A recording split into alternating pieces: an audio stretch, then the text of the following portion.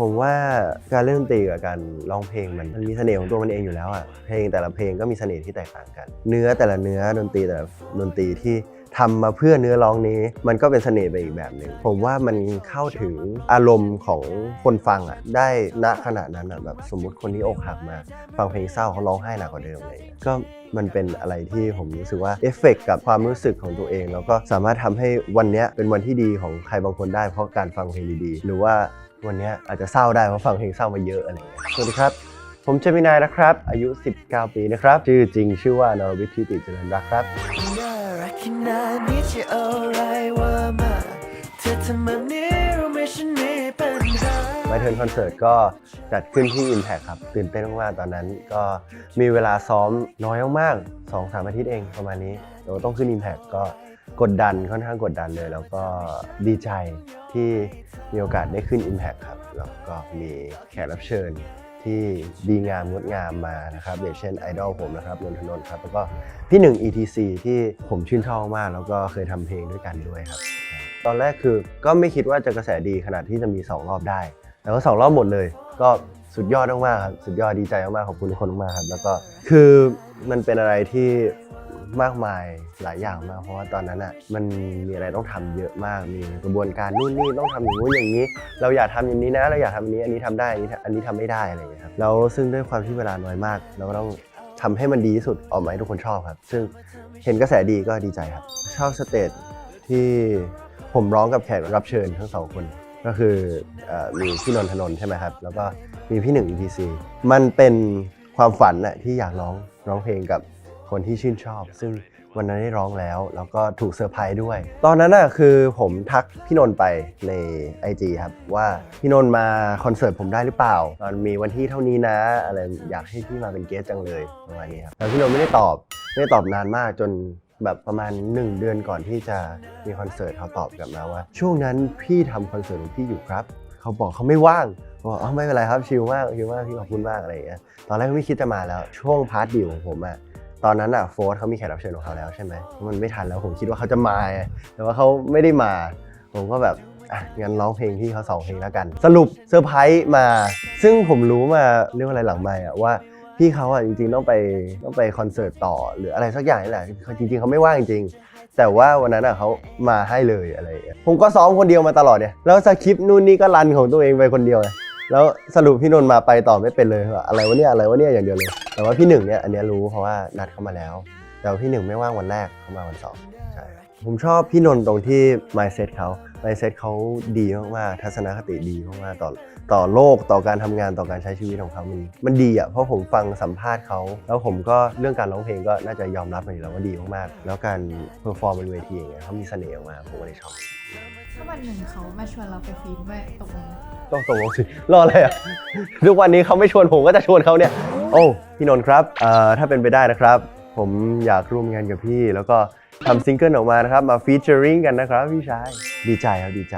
ก็ชอบสเตจนั้นเป็นพิเศษครับแล้วก็จะมีเป็นสเตจที่ร้องเพลงรักตอนนั้นน่ะเพลงรักเป็นเพลงแรกของผมซิงเกิลแรกของผมที่ผมร้องออกมาปล่อยออกมาแล้วการที่ได้เห็นแบบคนร้องเยอะขนาดนั้นใน Impact คนร้องกันได้หมดเลยอะไรอย่างเงี้ยเฮ้ยแต่ว่าล่าสุดผมได้ฟีเจอริ่งกับพี่เจฟแล้วพี่เจฟนี่ก็เป็นไอดอลผมเหมือนกันเพราะว่าเขาร้องเพลงเก่งมากหล่อก็หล่อแล้วก็ผมว่าเป็นคนที่ร้องเพลงแบบมีเทคนิคดีมากๆในท็อปของประเทศเลยซึ่งผมดีใจมากที่ผมได้ร่วมร้องเพลงกับพี่เขา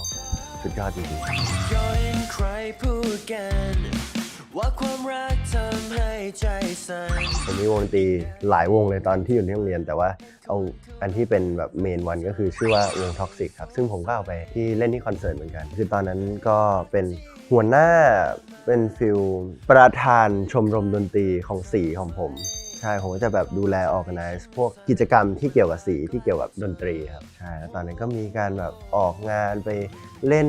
ที่นู่นที่นี่อะไรเงี้ยแล้วก็มีการทำเพลงเพราะว่าผมจะต้องทำเพลงเพื่อให้ผ่านคือมันเป็นวิชาของผมอะแล้วผมต้องทำเพลงขึ้นมา2 เพลงเพื่อให้ผ่านแคตตากรีนั้นซึ่งก็ทำมา2 เพลงแต่ว่าตอนนี้หายไปไหนเราไม่รู้แต่เคยทำมาแล้วนะก็อยู่ในกระบวนการการทำดนตรีการร้องเองอัดเองหมดแล้วคือส่วนใหญ่ผมจะเป็นคนร้องเพลงซะส่วนใหญ่ใช่ไหมเล่นกีตาร์ตีกลองเบสคีย์บอร์ดอะไรเงี้ยก็พอเล่นได้แต่เบสกับกลองเนี่ยไม่เคยลองจริงๆจังๆมาก่อนแต่ว่าเปียโนกับกีตาร์เนี่ยอย่างเงี้ยเคยได้เปิด YouTube เรียนอะไรมาบ้างแล้วก็ดูเพื่อนเล่นอะไรเงี้ยครับ แต่ว่าเบสกับกลองเนี่ยไม่ค่อยเลยแต่ก็ยังเล่นได้อยู่ครับเล่นได้เลยคือตอนนั้นคิดว่าทำเล่นๆคือทำสนุกทำจอยๆกับเพื่อนก็เลยทำอะไรอย่างเงี้ยพ่อแม่บอกอันนี้ก็โอเคนะก็ดีกว่าอยู่เฉยๆตอนนั้นก็คือไม่ได้คิดว่าจะเอามาเป็นอาชีพหรือจะเอามาเป็นอะไรแต่พอได้มีโอกาสทำก็ได้มาเป็นแล้ว ได้มาเป็นนักร้องแล้วโดยปริยาย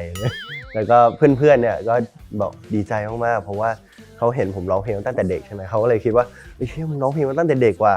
ตอนนี้ได้มาอยู่ที่ Impact แล้ววิภูมิใจตัวมึงมากอะไรเงี้ยผมก็แบบกูไม่คิดเหมือนกันว่ากูจะได้มาอยู่ตรงนี้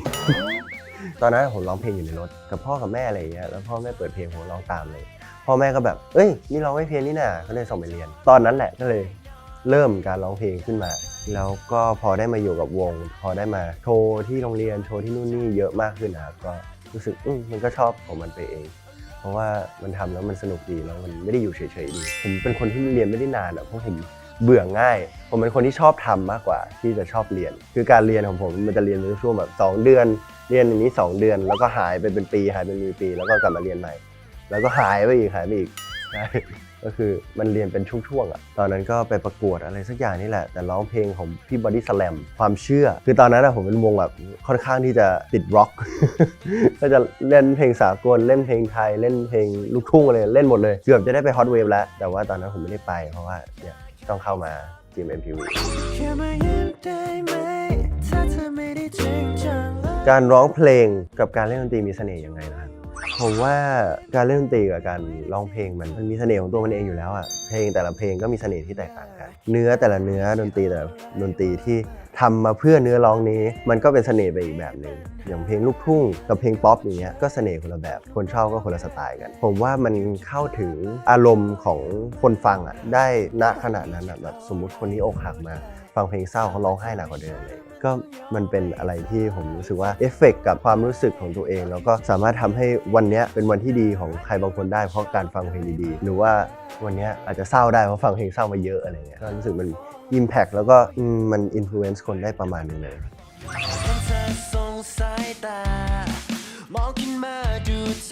ตอนที่รู้ว่าจะได้ออกเพลงแรกเพลงรักครับตอนนั้นซึ่งเป็นเพลงแรกแล้วตอนนี้ดังที่สุดเท่าที่ผมเคยทำมาแล้วด้วยซ้ำมั้ง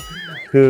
ตอนนั้นคือก็ถามพี่เขาว่าแบบเพลงจะเป็นแนวไหนเพราะว่ามันเป็นเพลง OST ใช่ไหมครับของซีรีส์ผมก็ไม่ได้คิดว่ามันจะแบบขนาดเนี้ยเพราะว่ามันก็เกี่ยวกับซีรีส์แหละเนาะมันไม่ใช่เพลงที่เราปล่อยออกมาคือเอามาเองดีใจที่คนชอบครับแล้วก็ดีใจที่ได้มีเพลงดีๆอย่างเงี้ยเพราะว่าตอนผมฟังความหมายเขาเอาชื่อเพลงดังๆหลายๆเพลงมารวมกันในเพลงเดียวแล้วก็ทำมาเป็นเพลงใหม่เลยซึ่งก็น่ารักมากๆก็ดีใจครับที่ได้เพลงนี้มาเป็นของตัวเองครับ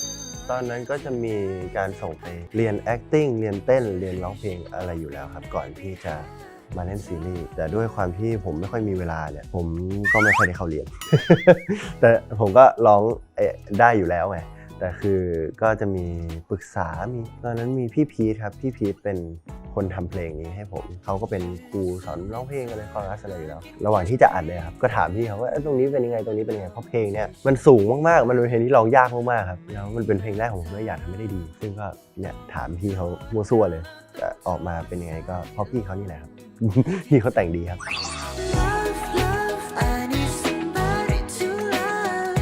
มันงานทุกวันจริงๆแล้วคือมันจะมีทั้งงานที่ออกไปให้แฟนคลับเห็นใช่ไหมแล้วก็เป็นเป็นงานที่แฟนคลับไม่ได้เห็นมันก็สลับคิวกันไปทุกวันนี่แฟนคลับเห็นเนี่ยอาจจะงานบางวันงานบางวันจริงๆวันที่ผมว่างก็มีงานที่ทุกคนไม่เห็นก็พยายามแบ่งให้ได้ดีที่สุดครับเรื่องงานเรื่องเรียนเรื่องครอบครัวก็เวลาว่างๆก็กลับมากินข้าวบ้างครับใช่ถ้าวันไหนไม่ดึกเกินไป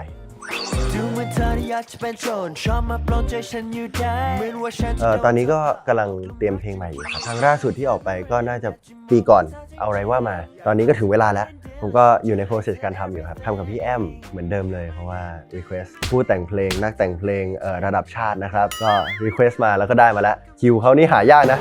ดีใจครับที่ได้ร่วมงานกันอีกรอบครับมันจะเป็นเพลงที่ผมว่าดีแน่นอนเพลงฟิลมีเดียมเพราะว่าปกติเอาอะไรว่ามาก็ค่อนข้างจะ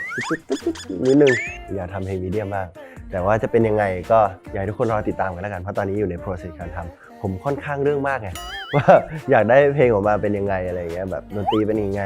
เนื้อร้องเป็นยังไงอะไรเงี้ยก็เรื่องมากหน่อยก็เลยใช้เวลานานหน่อยนะครับทุกคนครับรอกันหน่อยนะครับขอบคุณครับน่ารักขนาดนี้จะเอาอะไรว่ามา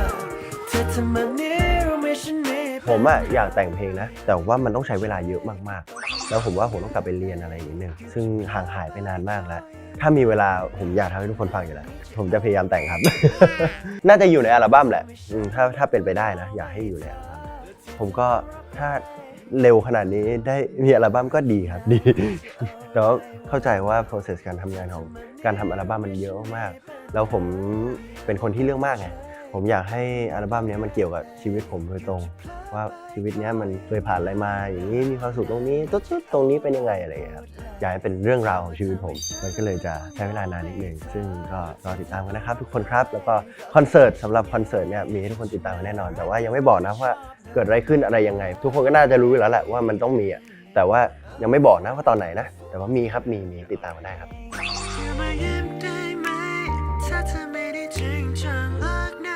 มีอะไรอยากบอกแฟนๆเหรอขอบคุณครับขอบคุณมากๆขอบคุณจริงไม่คิดว่าจะมีคนซัพพอร์ตเยอะขนาดนี้ตั้งแต่แรกครับถึงแม้ว่าจะเหนื่อยแต่ว่าพอได้เจอแฟนคลับอะไรอย่างเงี้ยที่คอยซัพพอร์ตเราไปงานนู้นนี้แล้วก็ไปรอตามที่มันร้อนมากๆอะไรอย่างเงี้ยก็รู้สึกว่าเขาเหนื่อยกว่าเราเยอะเลยก็ขอบคุณมากครับที่อยากมาเจอแล้วก็พร้อมที่จะซัพพอร์ตในทุกๆอย่างครับก็จะพยายามทำให้ดีที่สุดนะครับไว้เจอกันในงานต่อๆไปครับจะเอาอะไรไหนว่าไม่ได้ ผลงานใหม่ๆที่กำลังจะออกมาก็จะมีซิงเกิลใหม่ครับซึ่งยังไม่บอกชื่อยังไม่บอกอะไรทั้งนั้นครับเพราะว่าผมไม่บอกครับมันอยู่ใน process การทำอยู่ครับซึ่งไม่รู้ว่าจะเปลี่ยนแปลงไปยังไงบ้างแต่อยากให้ทุกคนติดตามครับแล้วก็ซิงเกิลล่าสุดละกันที่ผมปล่อยมาก็จะเป็นเอาอะไรว่ามาครับก็เพลงรักหน้าตาเป็นยังไงอะไรเงี้ยก็ไปติดตามฟังกันได้นะครับอยู่ใน YouTube ของ GMMTV Records นะครับด้วยความที่ผมเป็นศิลปินแล้วนะครับผมเป็นศิลปินใหม่แล้วนะครับซิงเกิลใหม่ของผมนะครับจะถูกปล่อยลงใน Riser Music ใน YouTube นะครับแล้วก็ตามแพลตฟอร์มสตรีมมิ่งหลายๆทางในเมืองไทยและต่างประเทศนะครับแล้วก็จะมีซีรีส์ครับซีรีส์เรื่อง My Love Mixed Up ครับเขียนรักด้วยอย่างลบซึ่งตอนนี้กำลังเริ่มถ่ายกันอยู่เลยภายในปีนี้ทุกคนจะได้ดูกันครับแล้วก็จะมีออกงานอีเวนต์งานพรีเซนเตอร์นู่นนี่ก็อยากให้ทุกคนซัพพอร์ตกันไปเรื่อยๆนะครับเพราะมันจะมีอะไรเยอะมากครับในปีนี้ครับก็อยากให้ทุกคนไปติดตามฟังนะครับแล้วก็ช่องทางการติดต่อแล้วกันช่องทางการติดตามแล้วกัน ช่องทางการติดตามครับของผมก็จะเป็น IG ครับ IG GMM ไม่ใช่ GMMTV อะไรล่ะ ช่องทางการติดตามของผมนะครับก็จะเป็น Gemini_NT ครับ GEMINI_NT ครับอย่างนี้ก็จะเป็นอันเดียวกับ TikTok ครับแต่ส่วน Twitter หรือ X นะครับก็จะเป็น Gemini_TI ครับเว็บบอครับก็อันเดียวกันเลยแล้วก็ติดตามข่าวสารการทำงานของผมงานนู้นงานนี้จะมีเมื่อไหร่อะไรยังไงได้ใน GMMTV เลยครับครับและที่เธอต้องรับไปก็คือใจฉันไงคิดจะน่ารักก็รับผิดชอบหน่อยไหม